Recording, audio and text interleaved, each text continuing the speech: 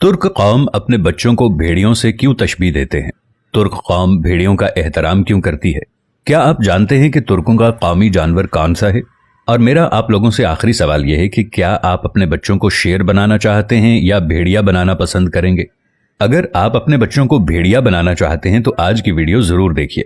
हमारी आज की वीडियो आपके दिमाग की खिड़कियों को खोल कर रख देगी। हम सब ने बहुत शौक से ड्रामा सीरियल अर्तुगरुल गाजी देखा है और इसमें एक हैरानकुन बात यह देखी है कि जब भी किसी की बहादुरी की मिसाल दी जाती थी तो उसको भेड़िए से तशबीह दी जाती, जबकि हमारे यहाँ किसी को बहादुर कहना हो तो उसको शेर के नाम से पुकारा जाता है कि मेरा बेटा तो शेर है। जिस तरह हमारा कौमी जानवर मारखार है, याद रखें इसी तरह तुर्क कौम का कौमी जानवर भेड़िया है। और भेड़ियों से मुतालिक जो मालूमात मिली हैं और इनकी जो खुसूसियात पता चली हैं, इसके बाद अंदाजा होता है कि तुर्क कौम इनको इतनी अहमियत क्यों देती है। तुर्क अपने बच्चों को शेर की बजाय भेड़िया बोलते हैं क्योंकि उनके नजदीक शेर जैसा खूंखार होने से अच्छा है कि भेड़िए की तरह गैरतमंद और नस्ली बना जाए। विकिपीडिया के मुताबिक भेड़िया एक ऐसा जानवर है जो कि आजादी से बहुत मोहब्बत करता है और किसी भी सूरत अपनी आजादी पर समझौता नहीं करता, गुलामी बर्दाश्त नहीं करता। दोस्तों याद रखें, भेड़िया वो वाहिद जानवर है जिसको गुलाम नहीं बनाया जा सकता। बाकी सब जानवरों बशमूल शेर सबको गुलाम बनाया जा सकता है।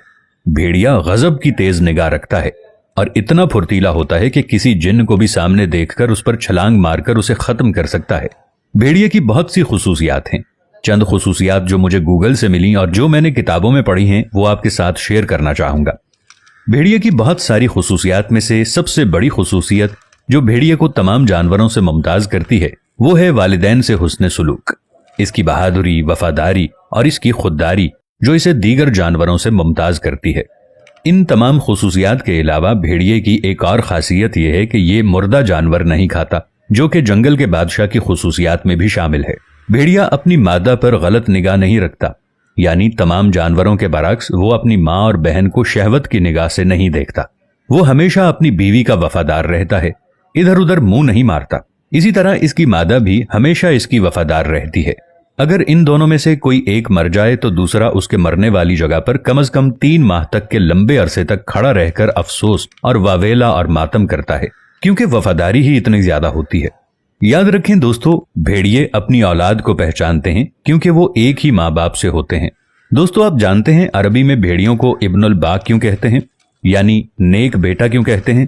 क्योंकि जब उसके वालिदैन बूढ़े हो जाते हैं तो ये उनका ख्याल रखते हैं, इनके लिए शिकार करके लाते हैं। भेड़िया उनके लिए रोजी रोटी लाता है। ऐसी खासियत किसी और जानवर में बिल्कुल भी नहीं है। इसलिए तुर्क कौम अपने बच्चों को भेड़ियों के साथ तशबीह देते हैं।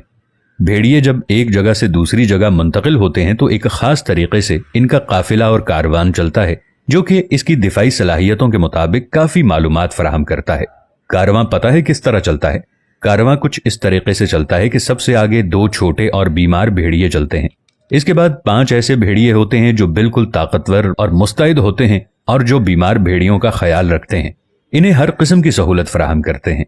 इसके बाद बहुत चाको चौबंद, होशियार और दिफा में माहिर एक्सपर्ट भेड़िए होते हैं जो किसी भी हमले की सूरत में फौरन कारवां का दिफा कर सकें। और दरमियान में सारी आम रियाया या अवाम होते हैं, यानी आम से भेड़िए होते हैं। और आखिर में उन सब का लीडर होता है जो निगरानी करता है उनकी कि सब अपने अपने फराइज अंजाम दे रहे हैं या नहीं। अरबी में इस लीडर, इस कायद, इस सरबरा को अल्फ कहते हैं। अल्फ जो सबसे अलग हो, अकेला हो, हजारों के बराबर होता है। इस लीडर और इस सरबरा के लिए वो अपने में से सबसे बेहतरीन का चुनाव करते हैं, जो किसी के सामने झुकता ना हो, जो अपनी रियाया को किसी के सामने झुकाना पसंद ना करता हो, जो किसी की गुलामी पसंद ना करता हो। दोस्तों इस तमाम वीडियो में हमारे लिए एक ही सबक है जो मैं आप तक पहुंचाना चाहता हूं कि इन बयान की गई तमाम खुसूसियात की बिना पर तुर्क भेड़िए का इतना एहतराम करते हैं और इसको अपना कौमी जानवर बनाया हुआ है। इसलिए कि भेड़िए मुख्तलिफ किस्म की आवाजें निकाल सकते हैं, जिसमें चीखना भी शामिल है, भौंकना, सीटी बजाना और सरगोशी करना भी शामिल है। ये जबरदस्त शिकारी होते हैं। ये गिरोह की सूरत में रहते हैं और हर गिरोह का अपना सरबरा और राहबर होता है।